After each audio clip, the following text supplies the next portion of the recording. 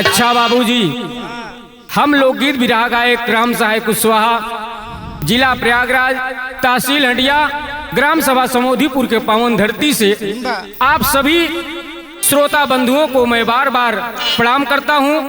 और आज आप सबके बेहद मांग पर एक वीर रस के बिरहा लेके आई है और आवारा रिकॉर्डिंग स्टूडियो के शानदार साउंड में आपको यह बिरहा सुनने को मिलेगा। रिकॉर्डिंग पर बैठे हैं हमारे अजीज मित्र जितेंद्र सिंह और हमारे साथी कलाकार हमारा साथ दे रहे हैं। ढोलक पे सुभाष भैया, हारमोनियम पर हरिश्चंद्र भैया और साथी कलाकार हमारा साथ दे करके यह बिरहा आप सबके बीच में भेजने का काम कर रहे हैं। और यह बिरहा सर्वेश भाई के देख रेख में राम सहाय कुशवाहा चैनल के माध्यम से सुनने को मिलेगा। अगर गीत अच्छा लगा तो आप लोग चैनल को लाइक, कमेंट, सब्सक्राइब करके चैनल को आगे बढ़ाने में आप सब मदद करेंगे, यही आप सबसे मेरा आशा है। बिरहा में 4 लाइन भूमिका हो बाबू, कहना बा।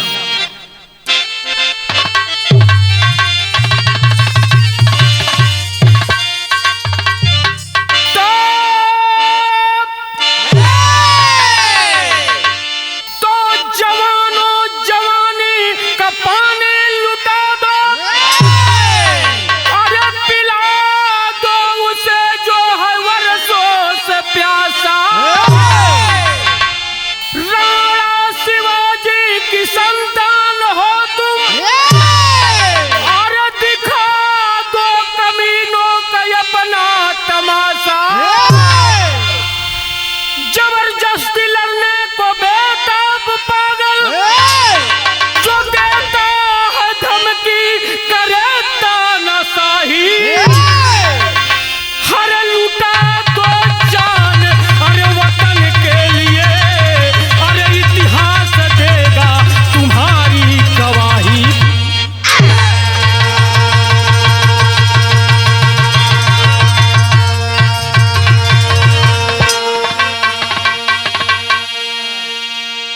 ए बाबू, बिरहा में एक लाइन कव्वाली के टुकड़ा लगल।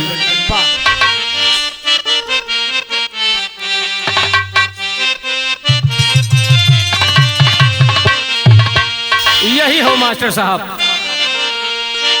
कि अरे हिमालय सिसकता है अब हंस कर कफस में, कि अरे हिमालय सिसकता है अरे अब हंस कर कफस में।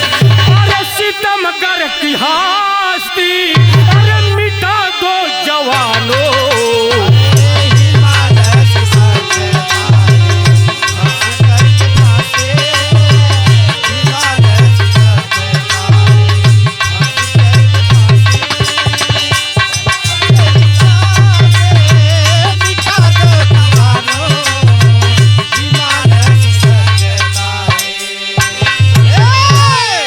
अपने भारत के वीर सपूतों से कहना है बाबूजी, गाने के भाव में कभी संकेत कर रहे हैं कि अरे वतन कह रहा है, कि अरे वतन कह रहा है, आए भारत के वीरों अरे तुम्हारी जवानी अरे वतन के लिए है।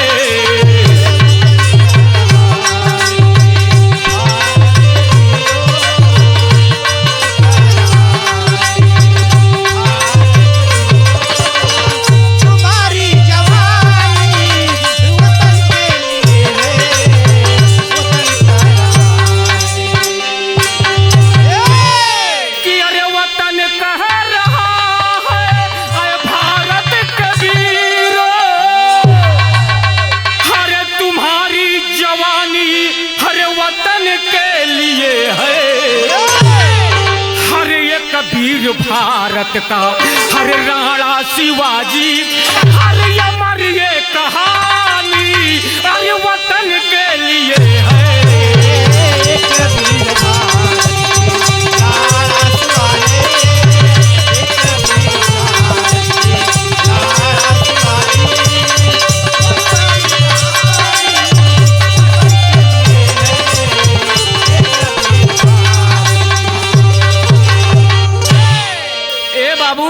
पहले आप कहानी समझ ला। हमारा देश आजाद हुआ 15 अगस्त सन 1947 को जब देश आजाद हुआ, लेकिन पूरी आजादी 1950 26 जनवरी को मिली बाबू।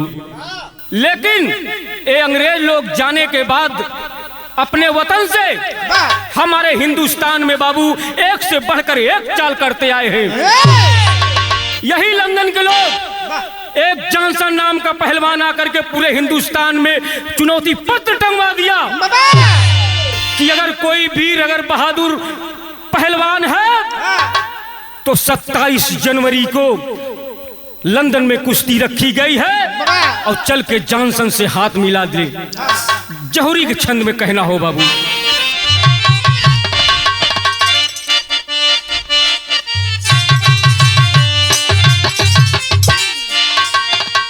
अब वीरों की है धरती, अब रोक पड़ी कुर्बानी,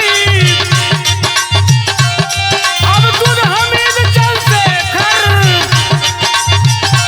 सुखदेव हुए बलिदानी। 1947 झंडा तिरंगा लहराया, जॉनसन किया मनमानी, लंदन से भारत आया, मन पुष्ट विजय का भारी लेकर के उसका नारा।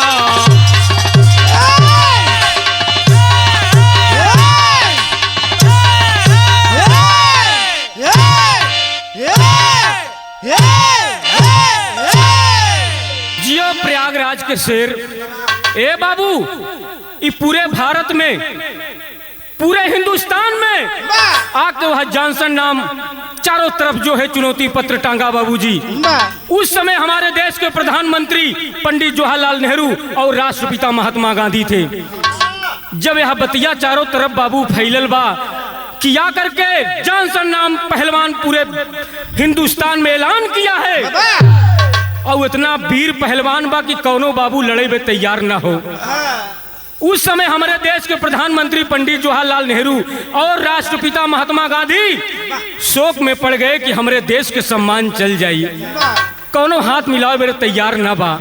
एक लाइन यहाँ बिरहा में तर्ज लग गए बाबूजी।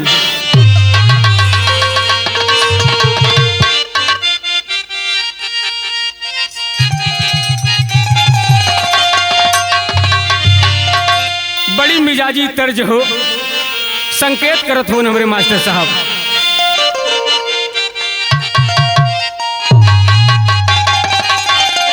कि अरे पिया परदेसिया हर न भावे यंगनवा, हर बिरही भइल बा से जारिया हो मोरा उड़ी उड़ी जाली अचरिया।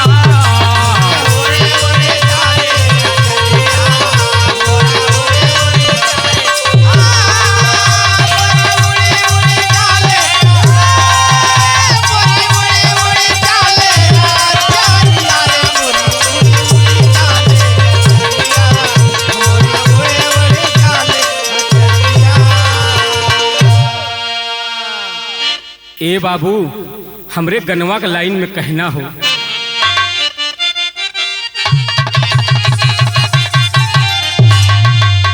ए बाबू, जब यह चुनौती पत्र एक हमरे प्रयागराज के सुशीला नाम के विधवा बा, जो यही देश आजाद में बाबूजी होकर सुहाग उजड़ गई, जब देखती है तो आज आकर के अपने बेटवा से कहले बा, एक ही बेटवा हो बाबू, जौने लड़का का नाम हो बाबूजी अंगद। आज अपने बेटवा से कहले कि ये बेटा, हरे यही लड़ाई में यही अंग्रेज लोग तुम्हारे पिताजी को बोटी बोटी चौराहे पे काट दिए। आज देश की सम्मान की बात है बेटा, तुझे जॉनसन जैसे डिब्बे के दूध पीने वाले हरामजादे से तुझे हाथ मिलाना है बेटे। लड़का से कहले बा, का कहले बा?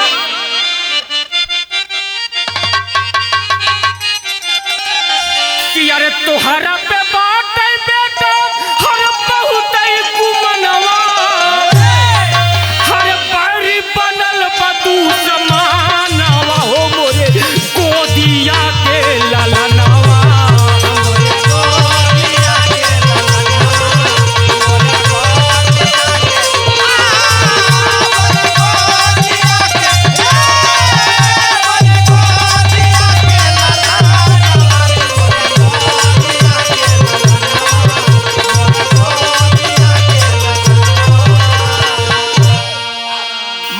कहले बा कि अरे लंदन में जाके पहलवान से हथवा मिलावा, हर देशवा के पनिया बेट अपने बचावा।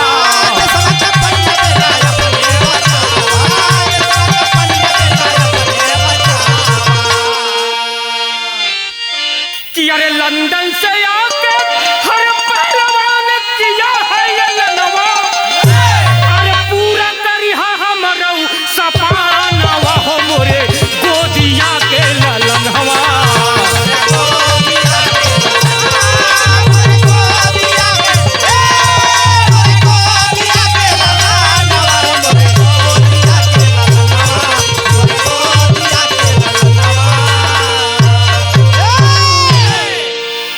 ए बाबू, जब इतनी बात आज वह अंगद छोट के लड़का 16 साल की उम्र हो, महतारी कहती है अरे बेटा अगर मेरे स्तन का दूध तेरे रोम रोम में अगर खौलता है बेटा तो तुझे अपने माँ की कसम है तुझे लंदन जाना होगा बेटा। एक लाइन बिरहा में तर्ज लग गया बाबू।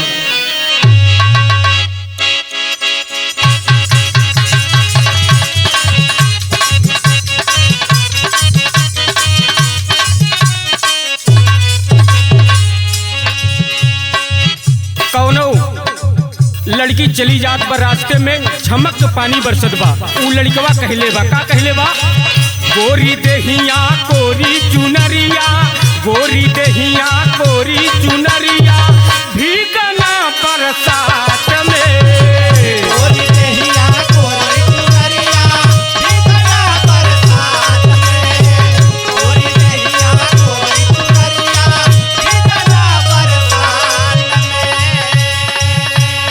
हमरे गाने के भाव में कहना है बाबू, आज अंगद कहता है माँ मैं जरूर जाऊंगा, अगर यह पापी अंग्रेज हमारे पिताजी के अगर बोटी बोटी काटा है तो मैं जरूर जाऊंगा माँ। अरे अंगद बहादुर बोल पड़ा है, अंगद बहादुर बोल पड़ा है, अरे या करके जज्बात में,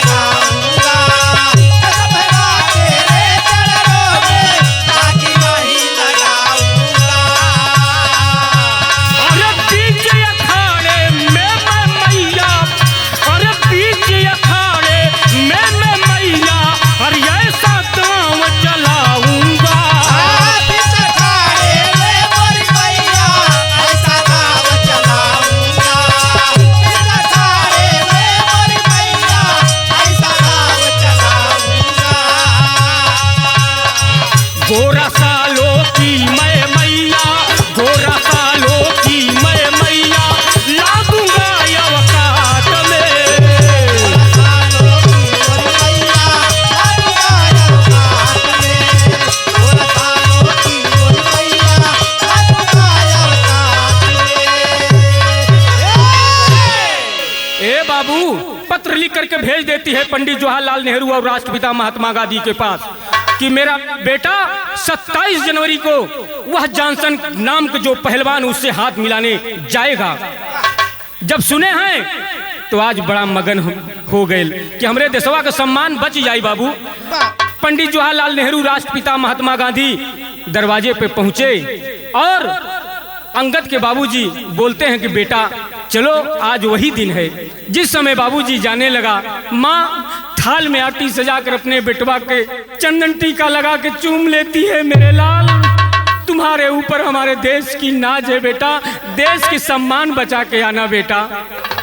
ए बाबू, आज अंगद जाने के लिए जब तैयार हुआ तो बिरहा में हमारे टेरी का लाइन लग गो बाबू।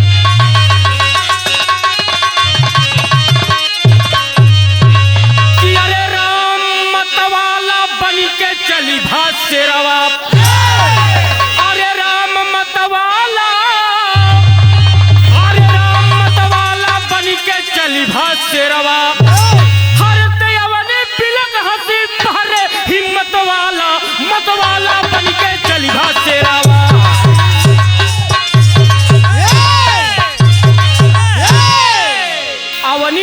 हंसी बहरे हिम्मत वाला, मतवाला बन के चलिहा शेरवा।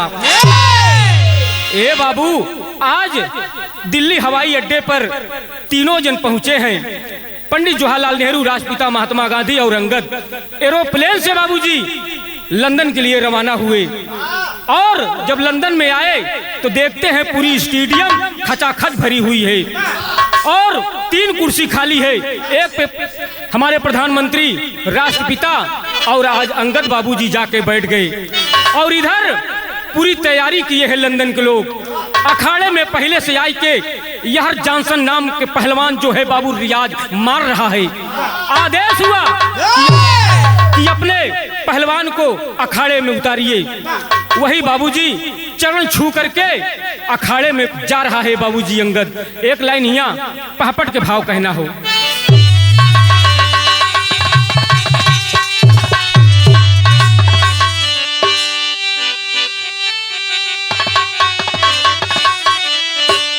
अरे मिलाया देश तुरंत, अरे सीटी दिया बजाई बीच दंगल में, हर वीर केसरी तुरंत चला गोराई बीच दंगल में।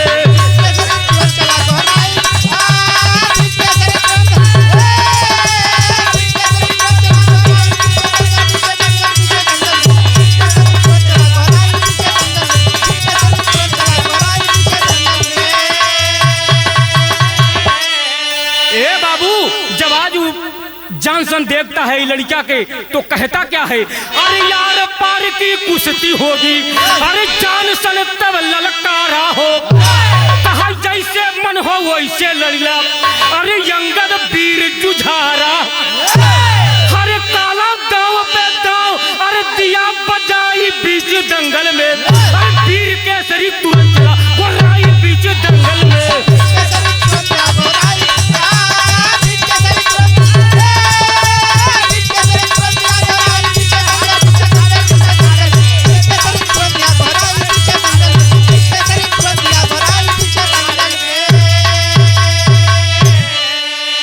ए बाबू, अपने दांव पे दांव बाबूजी दोनों पहलवान लगाने लगे। इधर जॉनसन कहता है, करे चूहे की औकात तेरी, अरे तो चूहे की औकात तेरी बिल्ली से नजर मिलाता है, गीदड़ का बच्चा होकर के शेर से लड़ने आया है। ए बाबू, हमारे पहलवान से बर्दाश्त नहीं हुआ। कहता क्या है? अरे तो बलिदानी मेरी मातृभूमि, अरे तो बलिदानी मेरी मातृभूमि, अरमान न दिल की सहती है, मैं उस देश का वासी हूँ जिस देश में गंगा बहती है। ए बाबू, आज अपने दांव पे दांव बाबूजी लगाना चालू कर दिए। वही अंगद पहलवान जो है हमारे देश का बाबू, कहा रे डिब्बे के दूध पीने वाले हरामजादे, तेरी ये औकात कि तू भारत से पंजा मिलाएगा? हमरे बिरहम बाबूजी आल्हा के प्रमाण में कहना हो।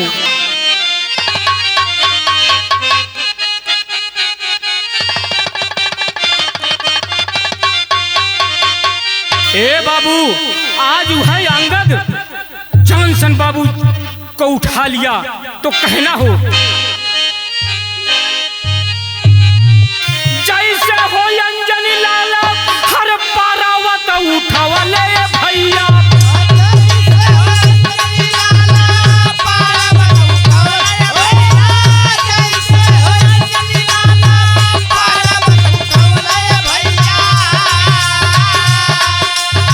ओइसे आज अंगद लिहले दुश्मन के उठा,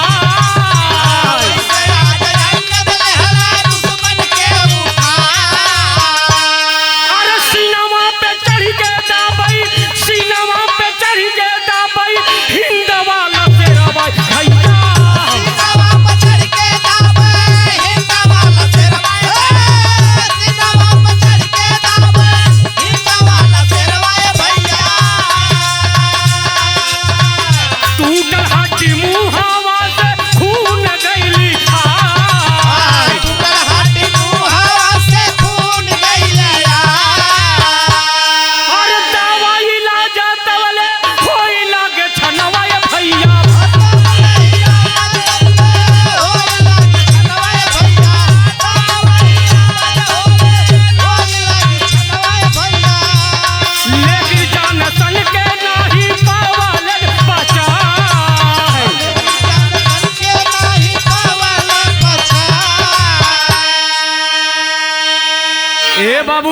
वही आज हमारे देश के जो है वो लड़का अंगद पहलवान बाबूजी चढ़ के हुमुक दिया और मुंह से ब्लड आ गया। वही लंदन के लोग बाबूजी उस जॉनसन को उठाते हैं, हॉस्पिटल में ले जाकर के भर्ती कराए।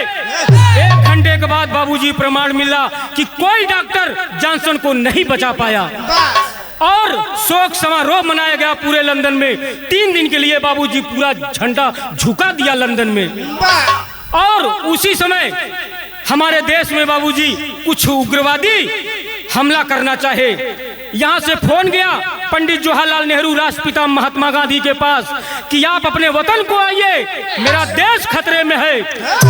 उसी समय बाबू प्रमाण मिलता है, अंगद को बुलाए कि अरे अंगद चलो अपने वतन को चला जाए। उसी समय बाबूजी प्रमाण मिलता है, लंदन के लोग कहने लगे कि भाई आप जाना चाहते हो तो जाइए, मेरा पहलवान मारा गया है। आपके पहलवान की विदाई 3 दिन के बाद होगी। और हमारे पूरे लंदन में शोक की लहर है। वही बाबूजी आज प्रधानमंत्री कहते हैं राष्ट्रपिता कि बेटा आपके विदाई 3 दिन के बाद होगी, हम लोग अपने वतन को जा रहे हैं। कहा बाबूजी ठीक है आप जाइए, मैं 3 दिन के ही बाद आऊंगा। ए बाबू यहाँ राय के अपने हिंदुस्तान में पूरे ऐलान कर दिए कि मेरा अंगद पहलवान विजयी होकर के 3 दिन के बाद अपने भारत वतन में बाबूजी आ रहा है। यह बतिया जब आज महतारी सुन ले बा, ए बाबू पूरे नगर के लोग जब सुन ले तो बाबूजी खुशी की लहर दौड़ पड़ी। और प्रमाण मिलता है बाबूजी 3 दिन के बाद आज महतारी पूरा परिवार पूरे गांव देश के लोग बाबूजी दिल्ली हवाई अड्डे पर पहुंचकर आज अंगद को इंतजार कर रहे हैं। लेकिन यार बाबू 3 दिन के बाद ये अंग्रेज पापी गद्दारी किए हमारे अंगद पहलवान के साथ। किए क्या बाबू, ले जाकर बाबूजी एक कटघड़े में शेर है, उसी कटघड़े में ले जाकर के डाल दिए। अरे तू अपने भारत का पहलवान है तो यही शेर से लड़के दिखा दे, तब मैं जानूंगा तू पहलवान है। ए बाबू जब डाल दिले कुछ देर तक शेर से बाबूजी वह लड़का लड़ता रहा। लड़ते लड़ते आखिरी बहुत चंगुल मार दिया बाबू, खून के रक्त के धारा चारों तरफ से बहने लगी। आज वह लड़का रो रो के कहता है कि माँ मैंने तेरा वचन पूरा किया लेकिन मैंने भारत नहीं लौट पाया।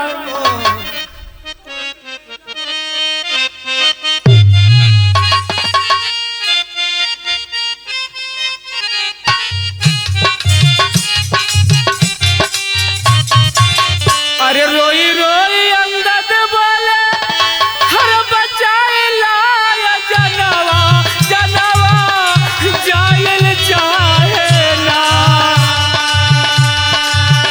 जनवा जायल चाहे ना। अंग्रेज बन गईले दुश्मनवा जनवा जायल चाहे ना।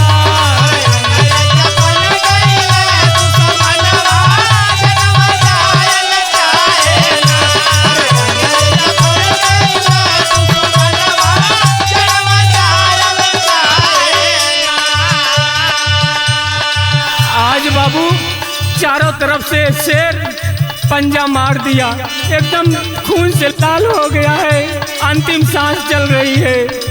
वही आज अंगद सारे लंदन निवासियों से हाथ जोड़कर एक बात कहता है, पंजा मारे शेर चलदी हाय गईले शरीरिया जदवा जायल चाहे जलवा जायल चाहे रोवे भारत के ललनवा जलवा जायल चाहे भारत के ललनवा जलवा जायल चाहे अरे रोवे जायल चाहे अरे जलवा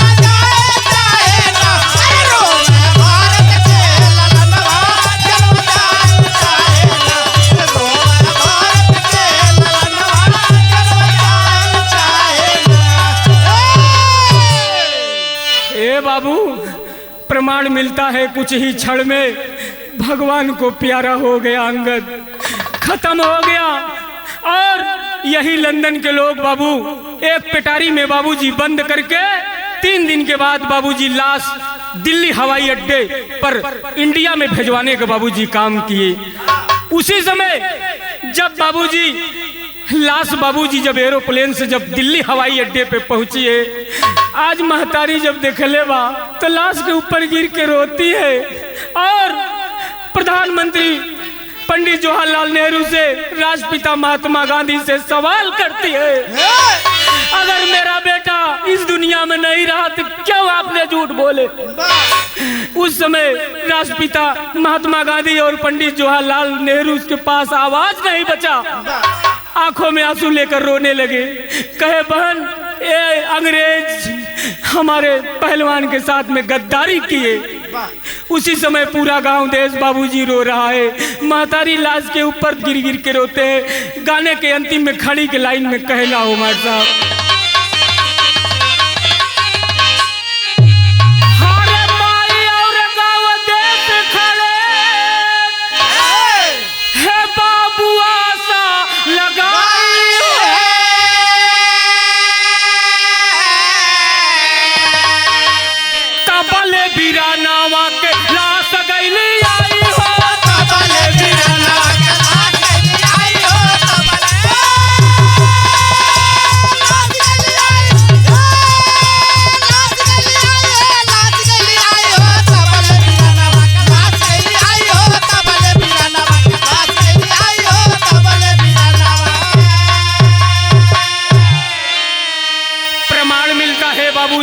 वही सब लोग लाश को उठाए और मरघट की तरफ लेके गए और चिता में आग लगाई गई। बाबू कहना हो, अरे बेटवा के लाश लेके सती हो गई, अरे सती हो के नाम इतिहास में लिखा वाली।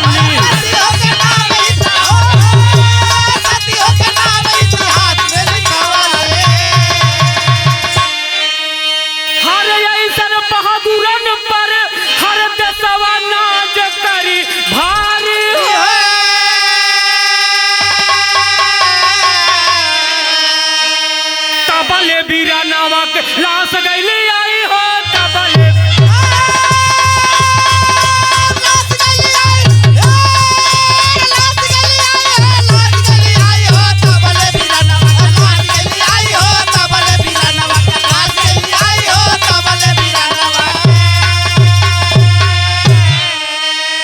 ए बाबू प्रमाण मिलता है कि आज प्रयागराज के घाट पे बाबूजी पहुंचे और चिता में बाबूजी जिस समय आज आग लगाई गई, महतारी रोई रोई के मैं क्या करूं, मेरा कोई सहारा नहीं है। आज महतारी उसी चिता में बाबूजी प्रमाण मिलता है वो भी कूद कर अपना जान दे दिए। तो गाने के अंतिम लाइन में कहना हो बाबू कि भुल्लुर दादा हैदर हफीज गईले स्वर्ग सिधारी,